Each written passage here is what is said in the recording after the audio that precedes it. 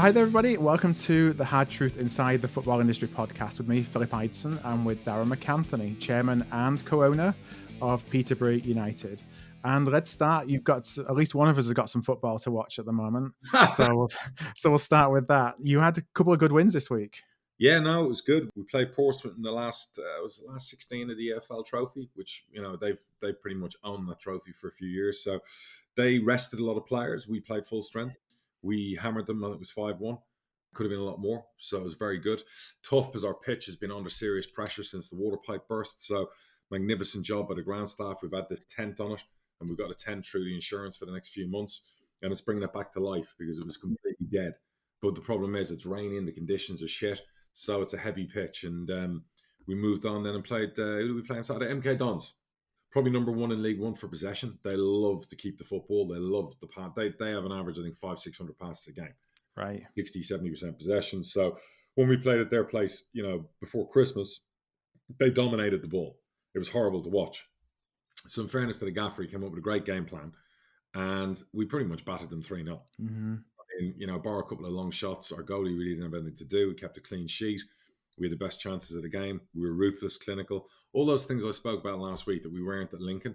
That was great to see because, you know, to win promotions, you need to be ruthless. You need to be clinical. And what was probably the best thing was our front three really the last few games, they've looked the business. And for us to get out of this league, yes, we need our defence to be as good as they've been, but we need the front three to really, you know, scare the fuck out of opposition teams, do the business. And Sammy and Dembele were at it. Clark Harris scores as usual. That's, you know, what he does, and he's got a lot more to bring. But if them two are at it, look out, League One. You've kind of been waiting for Sammy to get going, I think, this year, haven't you? So it's good to see him score a couple. Yeah, he's that type of player, and I respect this about him. He takes it to heart, everything.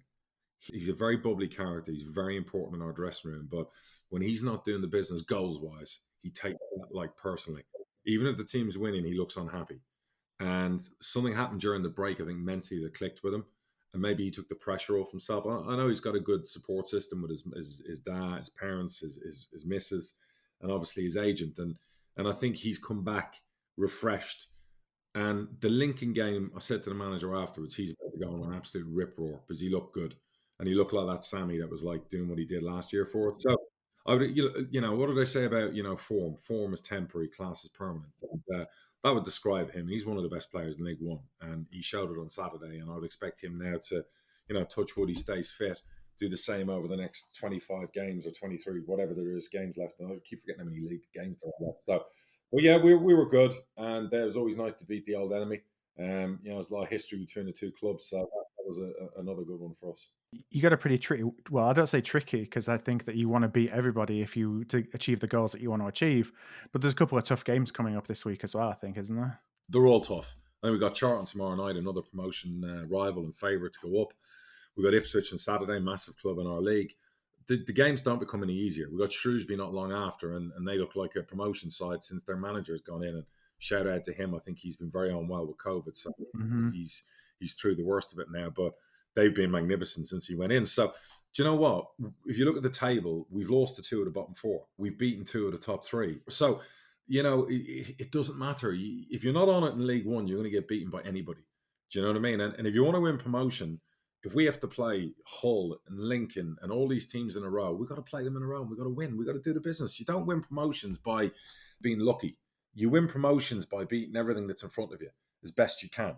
And we felt we built the squad to do that. So now it's down to the players. And it's tough because there's a lot of games coming. We're on a heavy pitch. But credit to the players. If the players play like they did on Saturday and against Portsmouth on Tuesday, they'll get it. If they drop, and then we've seen this in the past, if we drop our standards, we'll lose games. Mm-hmm. Then it becomes, you know, a shootout. You don't know who's going up. So, look, it's there to be done. There's 8, 9, 10 teams in League One who could win promotion. You wouldn't want to bet on any of them. You know, I'd say obviously Portsmouth are probably favourites. You know, they look like, you know, that big club and they're strong and they've got a good manager and they've been thereabouts. So you would have to put them there. Hull are probably the next favourites.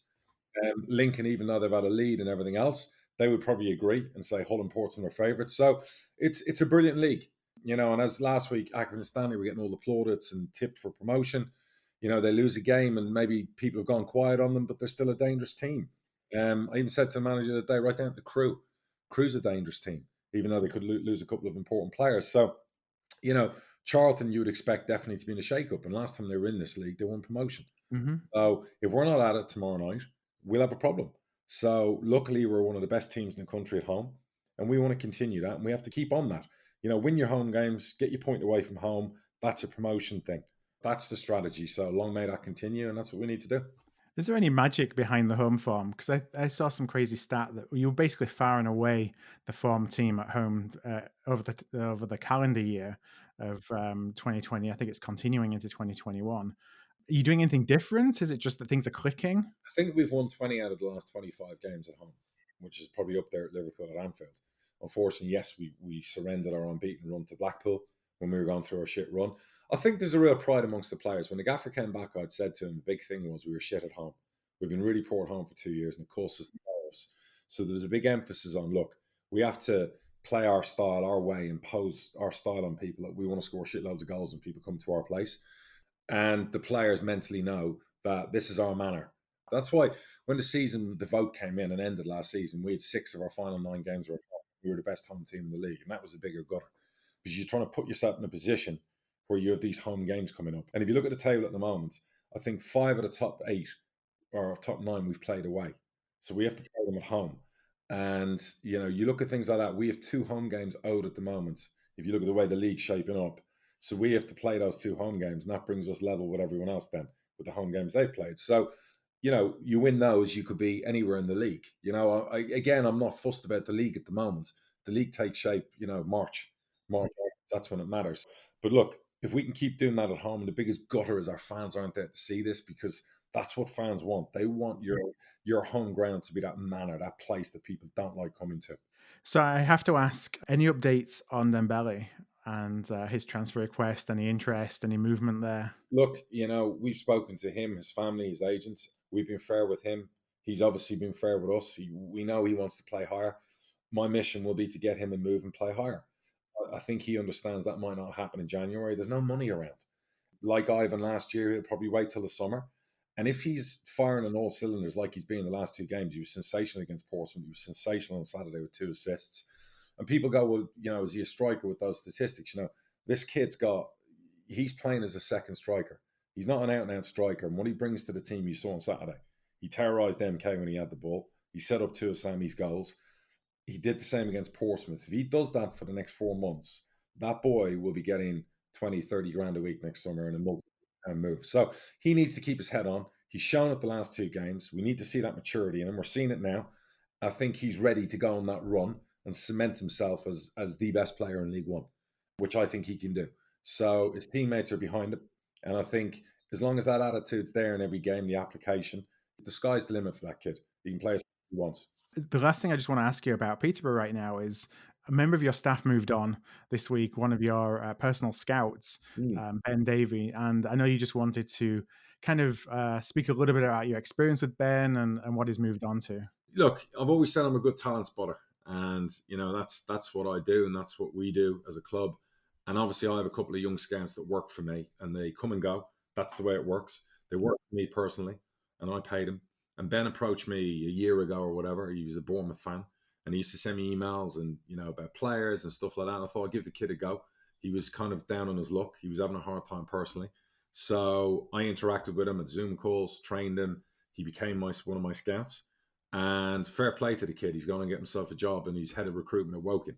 So inside of a year, again, that's like the equivalent of me finding a player from nowhere and selling them higher up. So I'm really chuffed for the kid, because he's married. He's got two lovely young girls, and he's had a horrendous 8, 9, 10 months. And I think football has restored his sanity and his mental well-being to where it needs to be. And he's got potential. So Woking got themselves a nice DMAC recruit, another one out there doing his thing, and good luck to him and his family. So now is Woking are going to be going up against Peterborough now for the best of non-league players. Well, listen, if they've got the money to do that, if that's what they want to do, great. And you know what? They got one of my little disciples working there, so he's obviously learned from me, and he's taken things, and he's moved himself on. He got himself the opportunity, and that's what it's all about. You give people the opportunity. I don't pay my scouts a lot of money. The promise is opportunity. That, you know, that gives them a foot in the door and gives them a chance.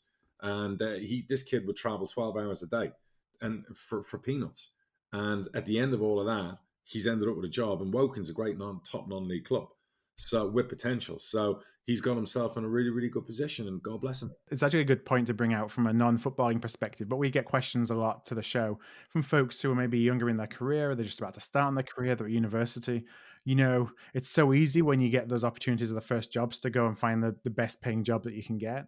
But, you know, the experience you get in those roles in the early days is far more important than any money that you can earn. I used to get hammered by the socialists and lunatics who come at me on social media when I used to talk about interns, because we used to do interns before it was illegal, where you get interns coming in who are studying to be a sports scientist, or might want to be a fitness coach, or might want to be a physiotherapist, or whatever it might be, and they were doing their college course and they needed some work experience. So we would take them on. They would come away pre-season. They would do a few months.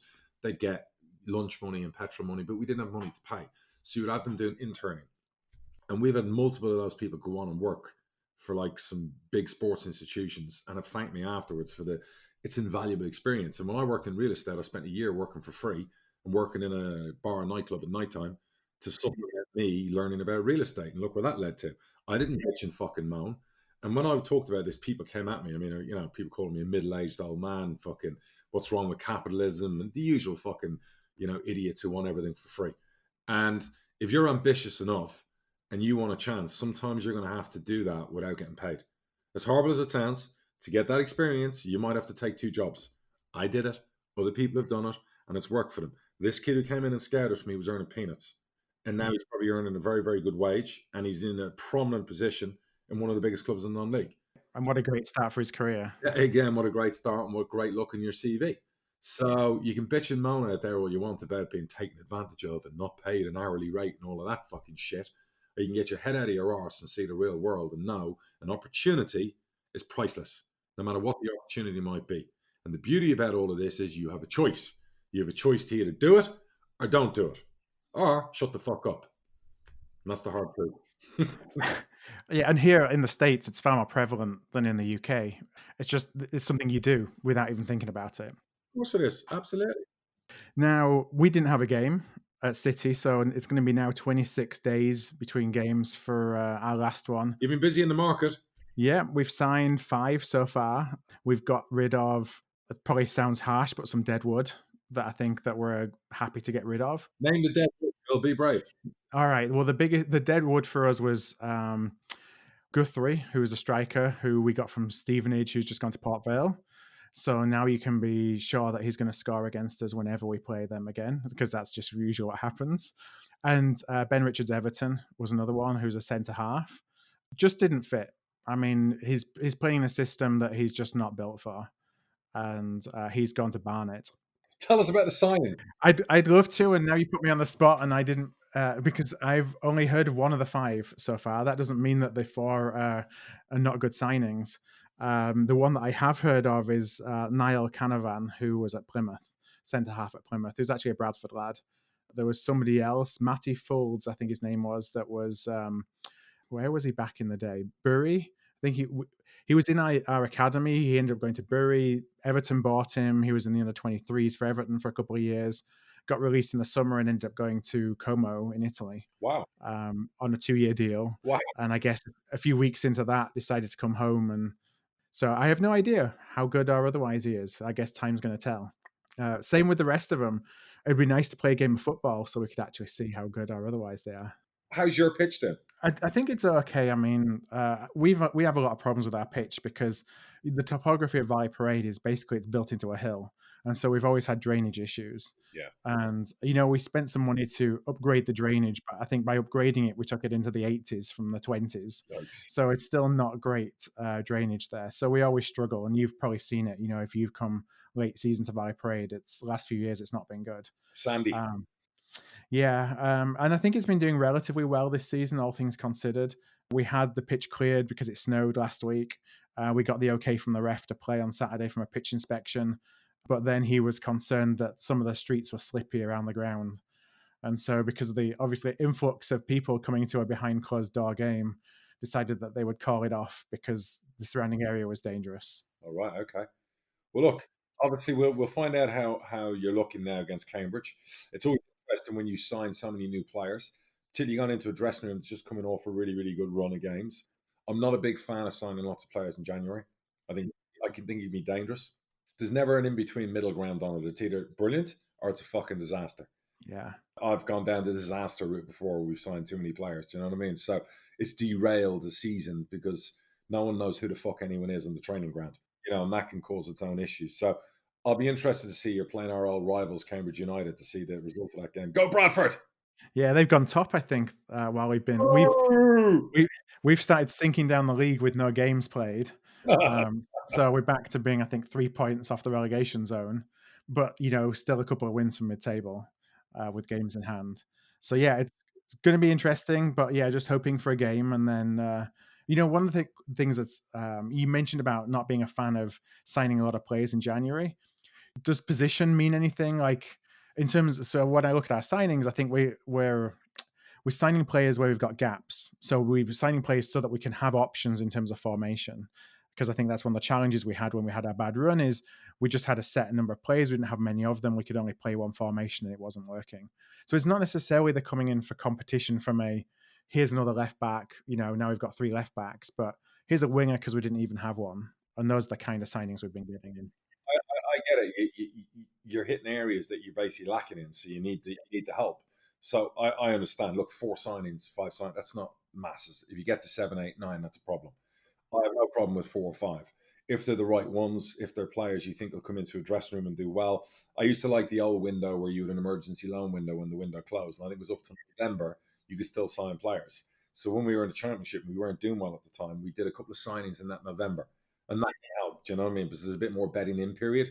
Now, the thing that could help as well is you haven't played as many. Usually by now, people who have played 25 league games, 25, 26. But some clubs have only played 18, 19. So actually, you're only really 35% of the season in, 40%. So there's a lot more to go. So it might be a different January. But I would imagine Bradford would be the biggest hitters in the window. There's room for more. There's definitely some more gaps that we're looking to fill. So we'll see. For us, it's unusual because usually we're kind of scraping around at the end of the window trying to find somebody. So there's definitely been more planning this time around, and we'll see what difference that makes. Quiet window for the clubs.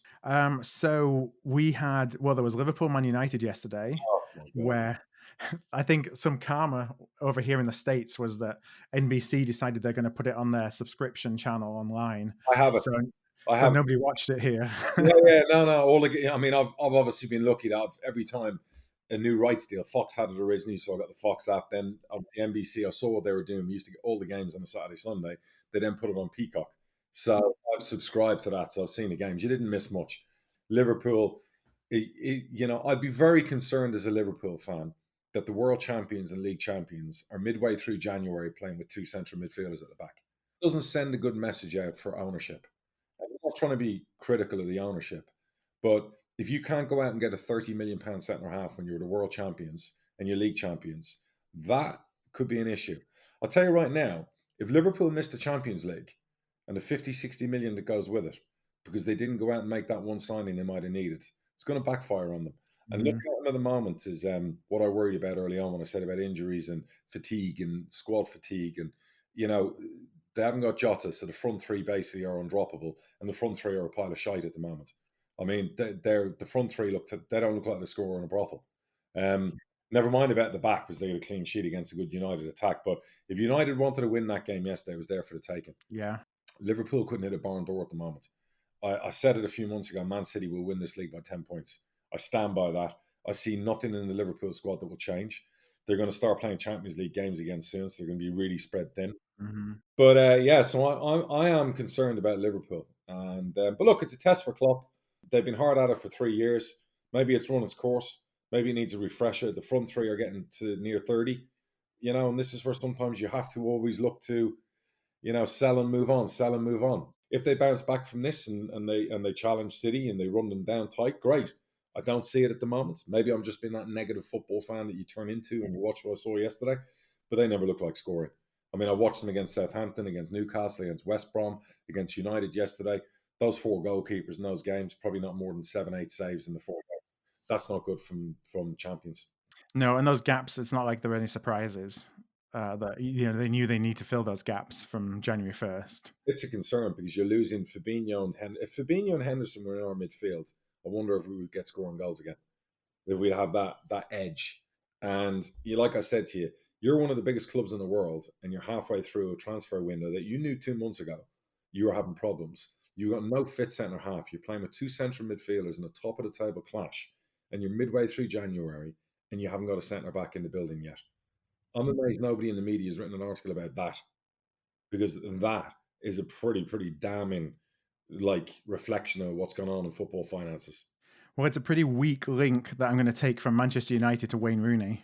But so Wayne Rooney's got the Derby job full time, which I don't know, that surprised me. I mean, I know we've talked a little bit before about your thoughts on people being entitled because of who they are and getting those jobs, but I didn't necessarily think he would get it full time. Good luck to him. Fair play. You don't look a gift horse in the mouth. He knew probably when he was getting signed by them there was always a chance. His agent's very prudent. He probably thought, if there's pressure on the Derby manager, Wayne Rooney, the whole thing that goes with it, he'll be there.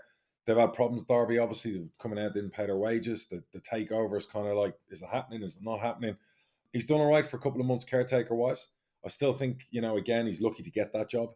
Is he qualified for that job? Probably no. But again, your name nowadays can qualify you for a job. I want young English managers to do well, so I want him to do well. We all know what a great player he was. We'll see. If he keeps them in the Championship, if they do some business this month, if they get the takeover, it's a massive fucking football club. I mean, what a job. It is a massive football club. Mm-hmm.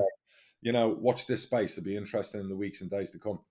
You talked about the takeover there. I wanted to bring up the Wigan takeover, and Wigan's still struggling to get a buyer, which... Yeah, I mean, it just keeps going on and on and on, and it's not, in the grand scheme of things, it doesn't seem like they're asking for a ton of money. I don't know what's under the bonnet, Phil. I know the price or whatever everyone keeps talking about, it's 2 or 3 or 4 million, but I don't know what's then under the bonnet of that. I bought Peterborough for £1, but there was hundreds of thousands of pounds in creditors owed money. So you're not buying it for £1. So if you buy Wigan for 2 million, 3 million, 4 million, is there another 10 million needed to settle all debts? I don't know. So they're trying to hang on as best they can. They're playing with younger players. You feel bad for their fans. Who knows what the situation is? But with the interest in football clubs, I am astonished that it hasn't been snapped up, because it's a great football club, to buy. And maybe they will be. But right now, I guess they're running on fumes, and the administrator's getting paid really well. Yeah, that's you can be sure that those are the ones that get that make out okay out of this. Yeah, correct. They'll be getting paid. And I guess it's probably fitting the fans aren't there to watch it at the moment or see it, because it would be a sad sight. But that's football. We've seen it with Bolton. They've now come through the other side. We've seen it with other clubs, Portsmouth when they went down to League Two. So I've always said this to you, peaks and troughs, and clubs they'll go again. I wanted to ask you about Max Waters. So Max is, Crawley signed him on a free in October, and here we are, 2.5, 3 months later, scored 16 and 19, now sold to Cardiff for £1 million. How do you go from being a free, dropping down to Crawley, no disrespect to Crawley, but, still dropping down a division, to getting £1 million move in basically a couple of months? You take your opportunities. We spoke about it earlier, and opportunity is a big word. And the kid's 21. He's a good age. He's a good physique. He's got some pace. He has all the attributes to be a good footballer, but maybe mentally it wasn't there until he joined Crawley. So sometimes you go backwards to go forwards. And what he's done is he's taken the opportunity and gone into Crawley probably on 500 quid a week. And he spent 6 months working his bollocks off. And it's turned into £1 million move, and he's probably on thousands per week. That is the template for working hard and getting good results from working hard and taking the opportunity. Yeah. And fair play to Crawley.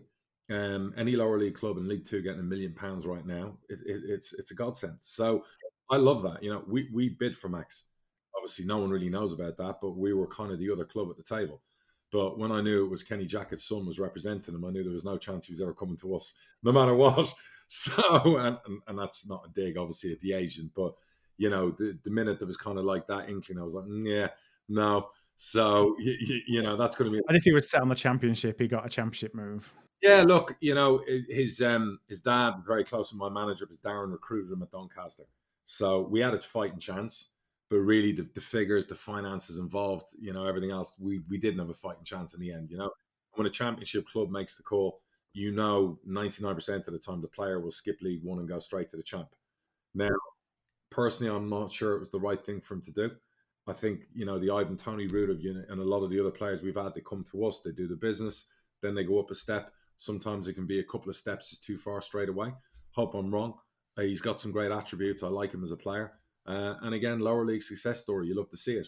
I think Crewe lost their right back today, and there's very talented fullbacks at the club who, again, Cardiff have signed him. So good recruitment from Cardiff. 10 out of 10. Credit to them. They're buying players, they're spending money, but they won't be forking out stupid wages. So, as much as they're putting out the fee, they're doing the right business, and that can bode well for them. Maybe not this season, but definitely next season. I want to ask you about, there's a lot of talk going on about goal celebrations. COVID conversation. How's freedom in Florida, Phil? As I'm locked here in the UK. It's not too bad, thanks. It's a little chilly. It's, what is it, like 10 degrees Celsius? Where you got to put the hoodie on.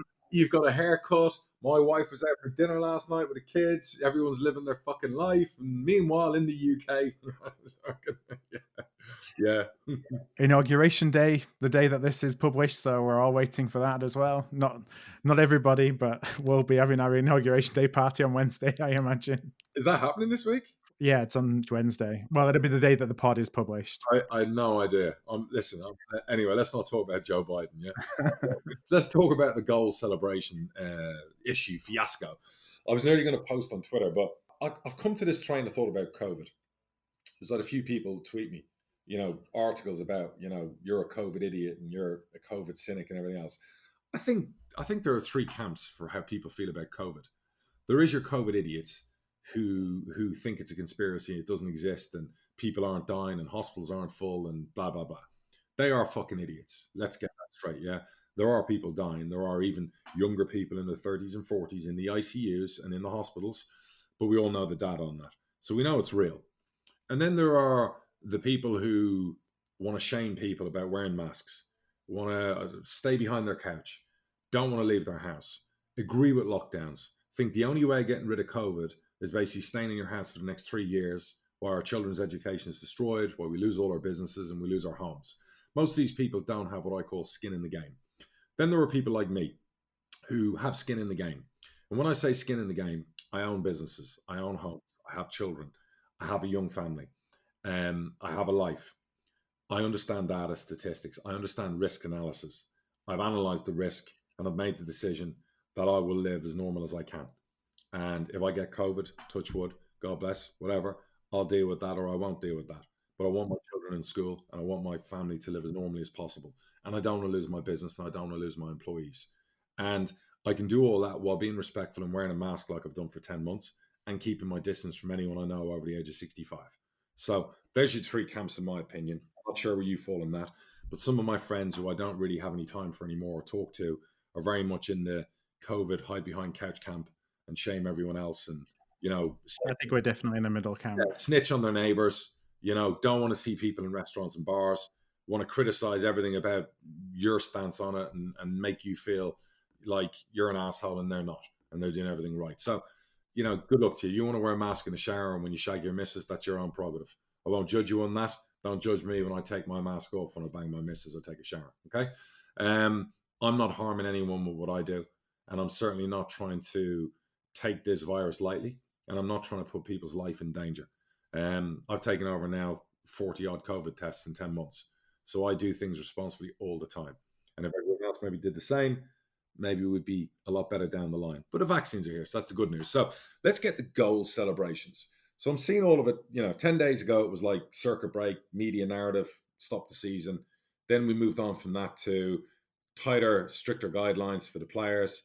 They're not allowed to celebrate goals. They're encouraged not to, blah, blah, blah. Managers came out and said, look, that's really difficult to do. Some of the players came out and said, really, really difficult to do. And then you get the media going, how dare you? How dare you?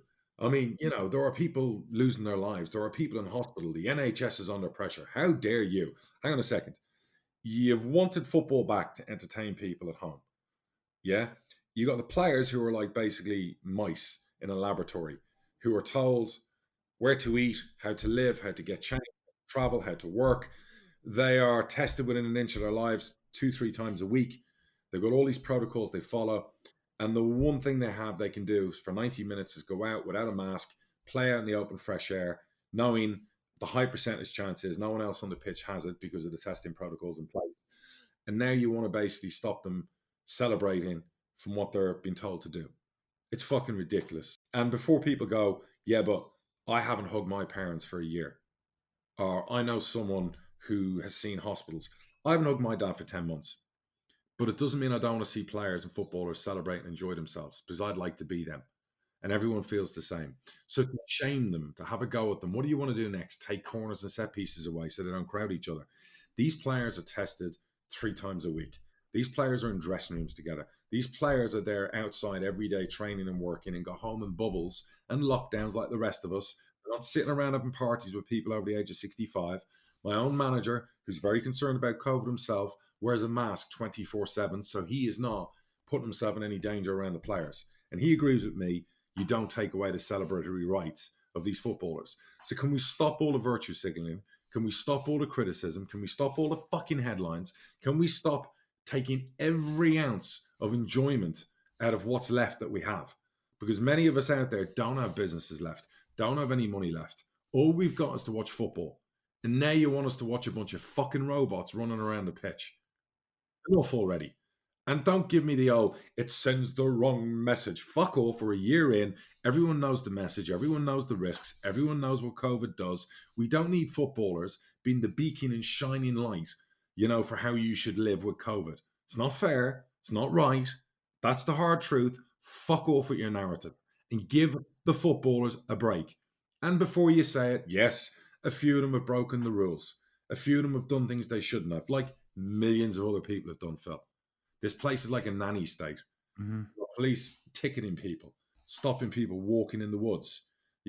All the shit that's going on over here. It's mass fucking hysteria and chaos. And I understand about the hospitals and the death rates and the mortality. I get it.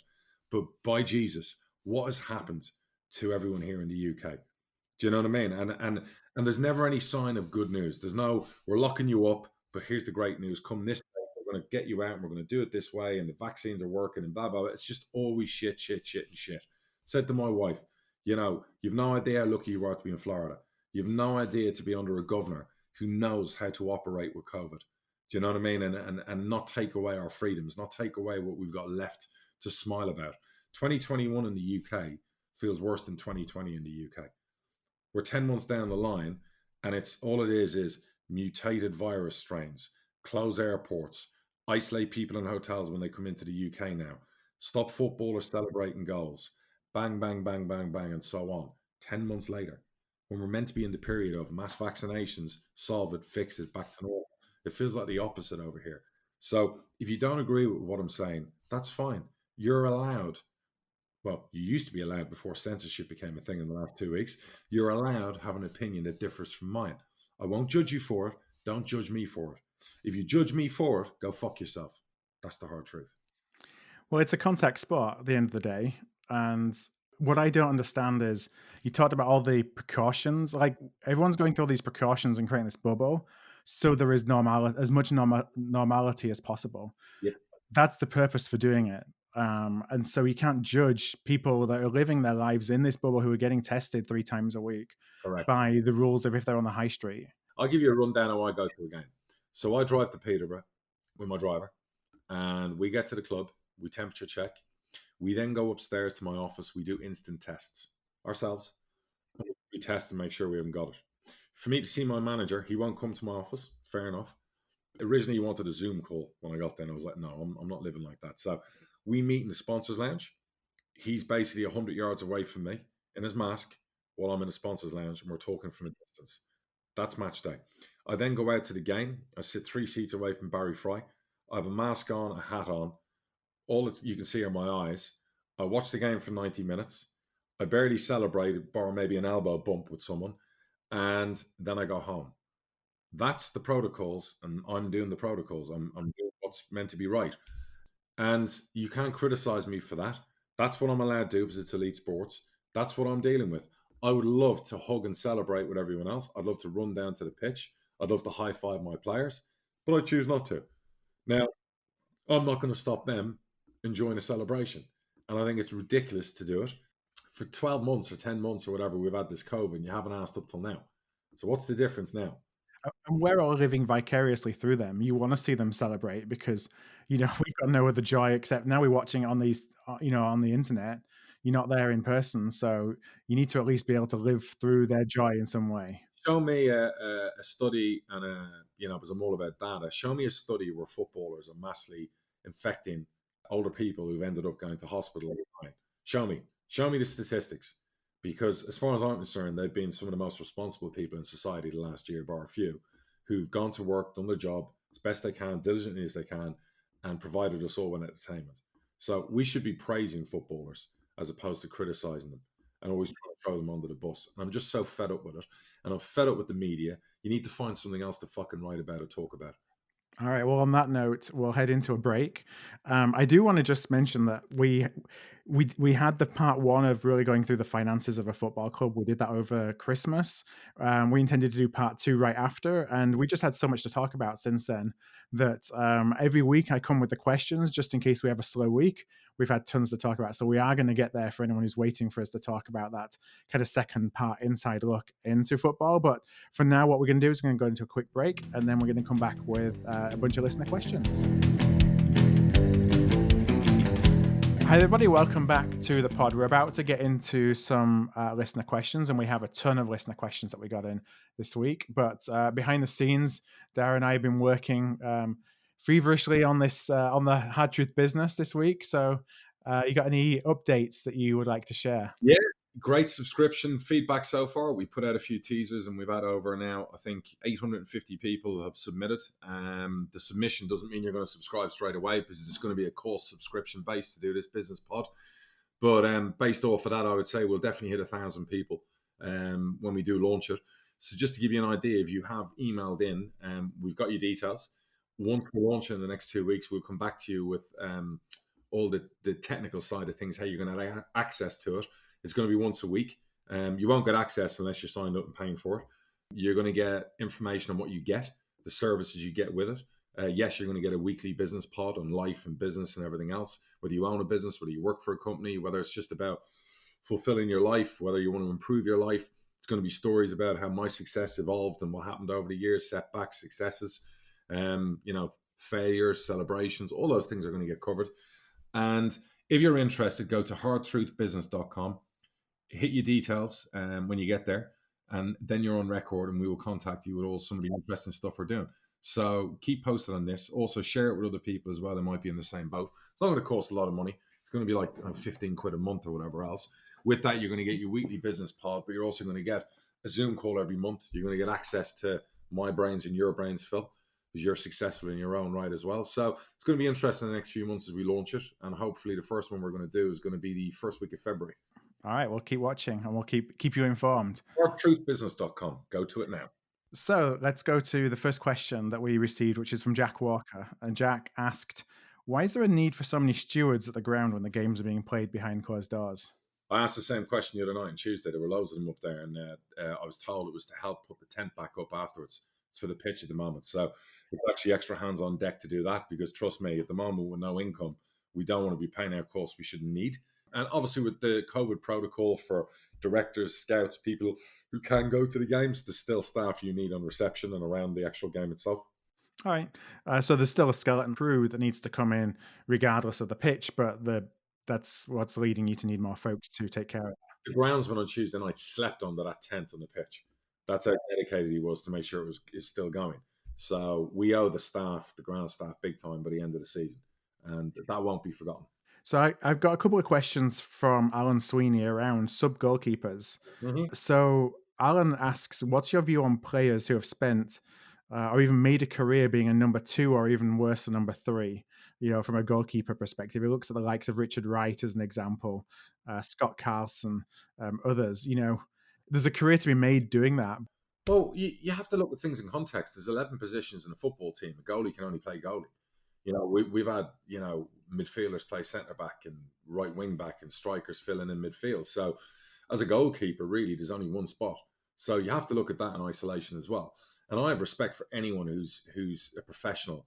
And if they've earned good money during their career, where they've given themselves and their family a good life, and being a professional and being a number 2 or number 3. Hell, it's like the NFL. Some of these quarterbacks in the NFL who never play become multi-millionaires. They get paid big bucks. And I would imagine a backup goalie in the Prem probably earns about $1.5 million a year. So if you can become a multi-millionaire from not actually having to do much work, more credit to you. And I've obviously got life wrong.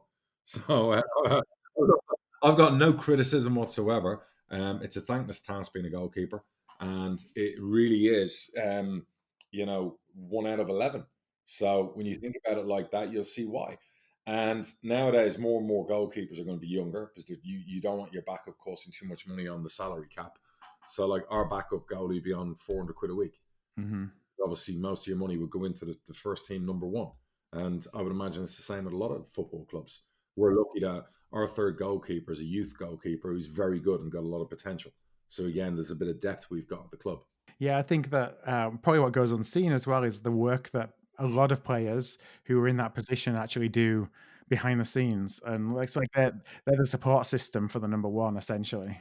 And they train just as hard. And you never know if you're going to get called up. And the story I would tell is our last promotion out of League One, we lost our £500,000 goalkeeper in the playoffs, and his backup had to come in because our goalie was out. He hadn't played all season, and he kept 2 clean sheets in 3 games and we won promotion. So, you have to give credit for when they do step in. And it was Paul Jones we had. And it was credit to him to mentally be able to step in. Mm-hmm. Can you imagine the pressure you're under all season long? You've been the backup. You've never fucking played. And then suddenly you're going out in front of 50,000 people at Old Trafford in the playoff final. So, or a home game in the playoff semi-final, 15,000 fans. So, massive credit because they never know when they get called upon. And now with COVID, again, you would expect some backups would end up playing. Back in the day, this is when we're in the Premier League, so 20 years ago now, we were playing our first derby game back in the Premier League against Leeds, so the game we'd all been waiting for, and both our keepers got injured beforehand, so we had no third choice except for a 41-year-old goalkeeper coach called Neville Southall. Oh, wow. So Neville Southall came in at 41 and perhaps a little heavier than he was in his peak to come and at least stand in the goal. From memory, I think we drew with a Stan Collymore overhead kick. There you go. He wasn't mobile around his area, let's say. But, when you have somebody of that quality, I mean, he can read the game, can't he? Whether Nev's 20 stone or not, hell of a goalkeeper. Actually, talking about City, we have a couple of questions from Pete, who's a Bradford fan. Yeah. And he said questions particularly in respect of manager contracts, given the fact that for Bradford, we've gone through about 25 managers in 20 years. He says sacking is clearly a costly business when you also take into account kind of the support staff. How can contracts or how are contracts drawn up to protect the club if a manager does fail? So I always come from this point of view, and I learned early on because I sacked a lot of managers, and I learned I had to put in some circuit breakers into the contracts. So, for example, if I sack a manager, usually in his contract will be he will get paid off. Say he signed a 3-year deal. In his clause to fire him, he would get paid 12 months' money. In other words, he'd get a year's salary, but it would be payable over 12 months. I then learned from that, a lot of the managers I'd fired went and got other jobs, and I was still paying them. So then I learned to put another clause in. Not only would you get paid 12 months over 12 months, but if you got another job within that period, that monthly amount we were still paying you would stop. Yeah. So, most recent manager I let go when he got another job. I think he was out of work for like 4 months. So he only called 4 months of salary and then it stopped. So another manager, I also had a clause in there that anytime we were outside the top 6, I could fire him for like 3 months' pay. So, look, there's so many people want to work in the Football League now. You can do what you want with these contracts as long as there's a will on both sides. Like if someone wants my manager, it will cost compensation. Just like if I fire my manager, it's compensation. And that's fair both ways. So what you don't want nowadays with very little money left in the game is putting a manager on a player as like a long-term contract where you're going to have to pay them 4 years of money. I read about like Chelsea paying ex-managers 10 million or 15 million or whatever. And I think the one example was Pochettino. Spurs had to pay him, similar to what I just said, until he got a new job. So he would have been off their payroll. Daniel Levy would have been relieved when he got the PSG job. Mm-hmm. It's not necessarily going to motivate him to go and get a new job.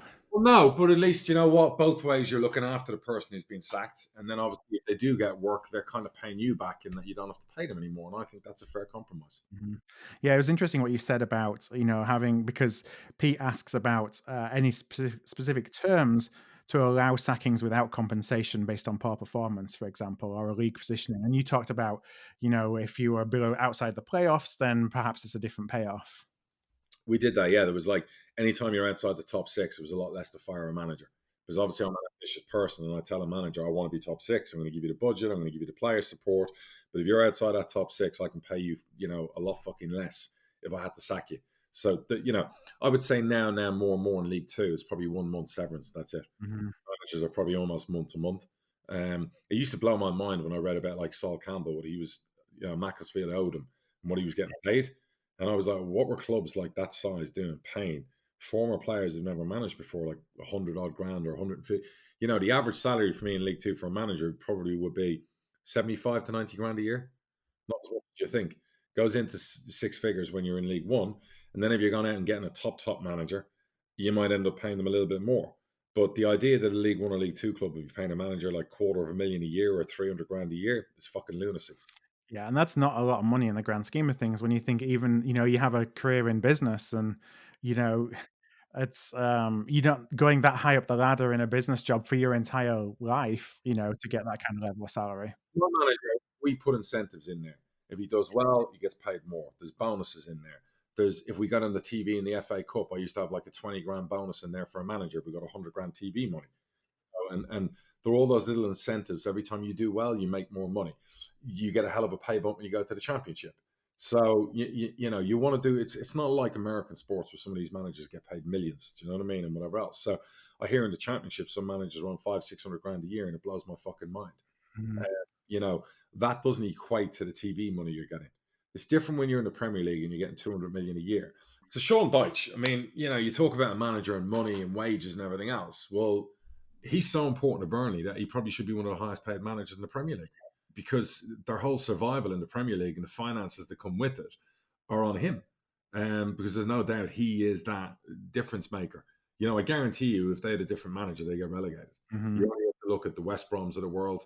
You only have to look at some of the clubs that have gone down, Stoke, and they don't come back for quite a while. So the value of Sean Dyche to that football club in the Premier League, if he's not one of the top 8-9 paid managers in that league, I'd be sacking my agent if I were him. Look, you get what you pay for, as a saying in life. And sometimes when you invest wisely and you get a younger person who wants an opportunity, or a young manager, they could be on less wages. But with that comes, they might get picked up by another club. Yeah. And that can always happen as well. So that's just the beauty of football. That's why we're in it. How much does the financial side of things play on your mind when you're thinking about whether you should sack somebody or not?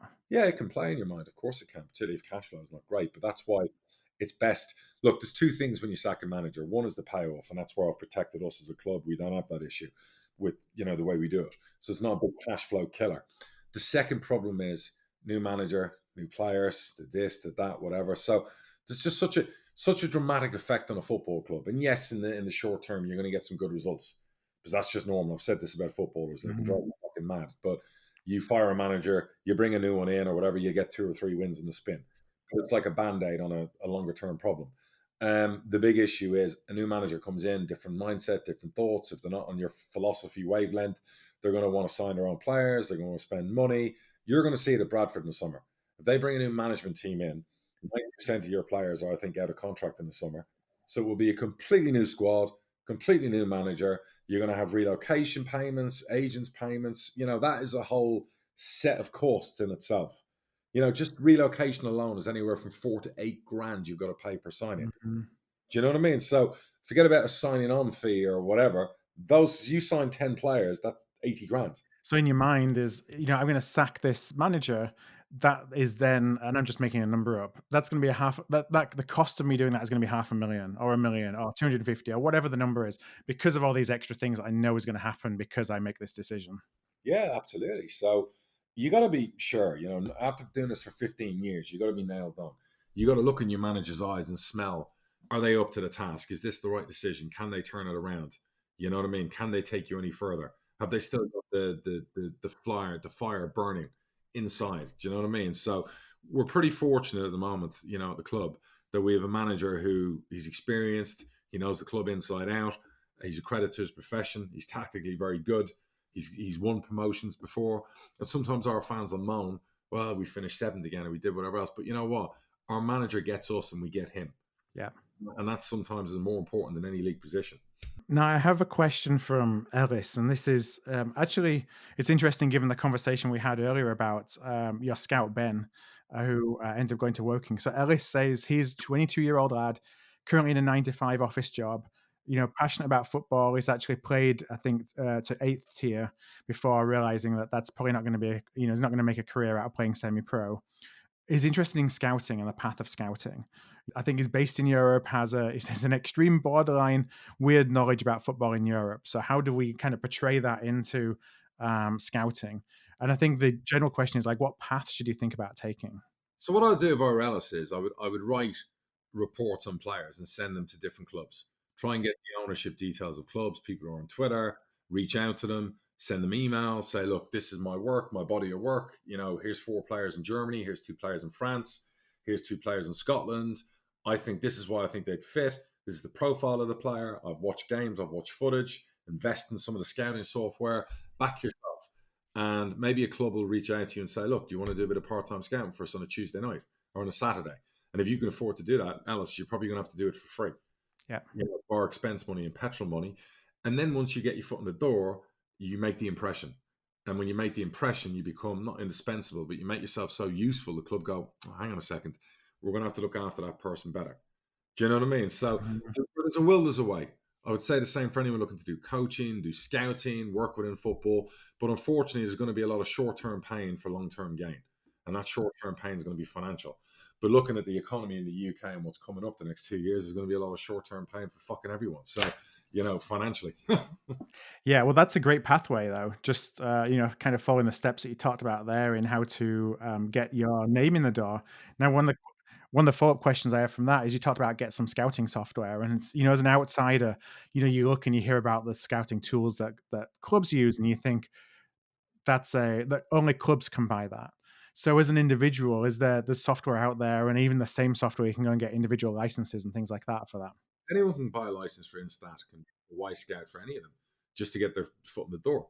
Absolutely, further yourself. Look, this is why we're doing the business pod, because we want to give advice to people. And it's not always going to be the right advice, and we'll have to have some disclaimers in place, because what works for one doesn't work for everyone else. I always talk about this one-size-fits-all approach here in the UK over COVID has been wrong since day one.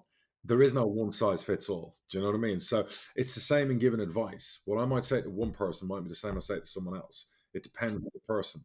It depends on how they can take things. So in this pod, we're going to talk about, how do you want to further yourself at your current job?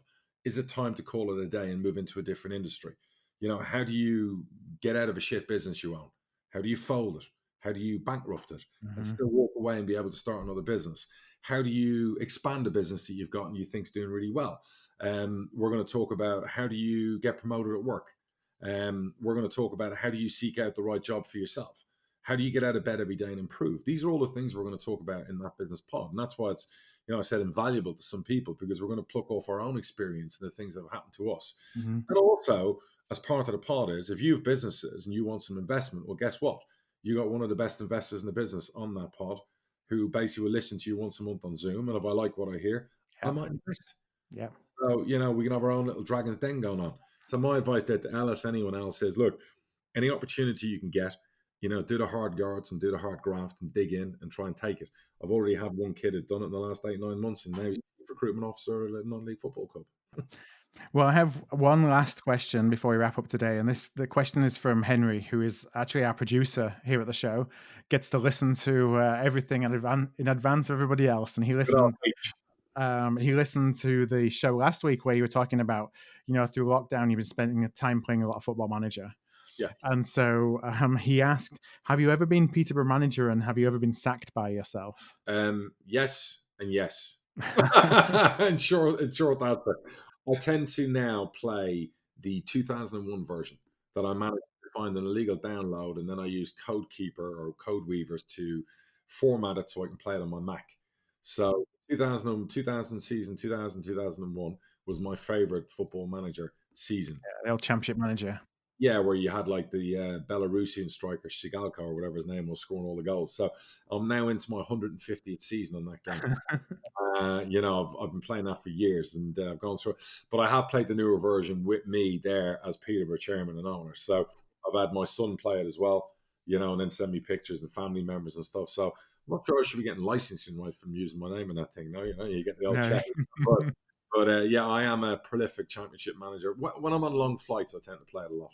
So now, if you ever say anything to Darren Ferguson, he could just point to your track record as Peterborough manager and Championship manager. And let me tell you, Champions League winner. I think I won 100 Premier League titles. Billions in transfer fees. Every football fan is a Championship manager at heart. Mm-hmm. And our football manager at heart. We all feel we're football managers. Owners are no different. Some are worse than others, and some people would throw that at me. But my manager will always tell you that I am the right mixture, of owner as regards to I don't get too involved, but I get involved enough and help. So I guess that I had a follow-up question, which is, do you actually use the game to scout? No. All right. Never have. Because you hear stories of, well, the data, that the clubs are inputting data and that some clubs are using it as a scouting tool, but nothing you've ever used. I've seen players on there in the modern version, and I've seen the attributes and skills they've put in there, and they're wrong. Mm-hmm. So I don't. It's not that I don't value the football manager scouts that are out there working for the game, but I wouldn't respect their opinion as much as my own scouts in my own eyes. So no is the quick answer. All right. Well, with that, let's wrap up the pod. Thank you again for your time this week, Darragh. And we will be back on the 27th, next Wednesday. And of course, rate and review. We've been continuing to get some great reviews on iTunes. Again, that's really helpful for us. So thank you for doing that. Submit questions. We love the questions that are coming in. You can do that just by going to hardtruthfootball.com/contact. And of course, the business pod. You want to sign up to learn more about the business pod? hardtruthbusiness.com. So lots of different things that we've got for you to do at the end of the show. But more than anything, just thank you, everybody, for listening in and for your time today. Thanks, folks. Have a great week. Take care, everybody.